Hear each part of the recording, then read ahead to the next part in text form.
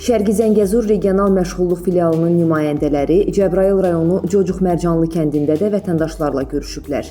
Görüşdə iştirak etmiş 53 keçmiş məcburi köçkünlə fərdi şəkildə söhbət aparılıb. Hər bir vətəndaşın məşğulluq imkanları qiymətləndirilib, mövcud iş imkanları araşdırılıb. Şərqi Zəngəzur regional məşğulluq filialının əməkdaşları Kəlbəcər şəhəri, Cəbrayıl rayonu Horovlu kəndi və Zəngilan rayonunun Məmmədbəyli kəndinə köç etmiş sakinlərlə görüşüblər. Görüşlərdə sakinlərə məşğulluq tədbirləri barədə məlumat verilib. Şərqi Zəngəzur regional məşğulluq filialının nümayəndəsi ilə işə götürən Novruz Camalov arasında görüş olub. Görüşdə aktiv vakansiyalar üzrə işə qəbul məsələsi müzakirə olunub. Qarabağ Regional Məşğulluq Filialı və Bafco Invest MMC-nin nümayəndələri arasında da görüş olub. Görüşdə birgə əməkdaşlıq istiqamətində müzakirə aparılıb.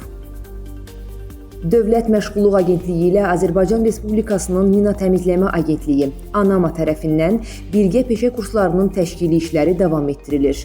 Bu əməkdaşlıq çərçivəsində həyat fəaliyyətinin təhlükəsizliyi mühəndisliyi üzrə növbəti hazırlıq kursuna başlanıb və kursa 48 müdavim cəlb edilib.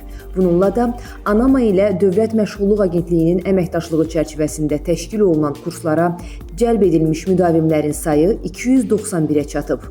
Bu kursları daha əvvəl bitirmiş şəxslər artıq işğaldan azad edilmiş ərazilərdə icra olunan humanitar mina təmizləmə fəaliyyətində iştirak edərək ərazilərin mina və digər partlayıcı sursatların təmizlənməsi əməliyyatlarına öz töhfələrini verirlər. Əmək və Əhalinin Sosial Müdafiəsi Nazirliyinin tabeliyində Dövlət Məşğulluq Agentliyi işğaldan azad olunmuş ərazilərimizdə özünü məşğulluq proqramının icrasını davam etdirir. Bu dəfə Laçın, Xocalı, Ağdərə və Xocavənd rayonlarında daha bir qrup şəxsə proqram çərçivəsində çatdırılma xidməti, kiçik dərzi sexi, qadın gözəllik salonu, kombi ustası və sanitar qovşağın quraşdırılması xidməti, arıçılıq təsərrüfatı, keçicilik təsərrüfatı, maldarlıq təsərrüfatı və qoyunçuluq təsərrüfatı zərfləri üzrə aktivlər təqdim edilib. Verilmiş aktivlər hesabına onlar istehsal, xidmət və kənd təsərrüfatı istiqamətləri üzrə kiçik ailə bizneslərini yaradıblar. Proqram iştirakçıları onlara göstərilən dəstəyə görə Prezident İlham Əliyevə təşəkkürlərini ifadə ediblər.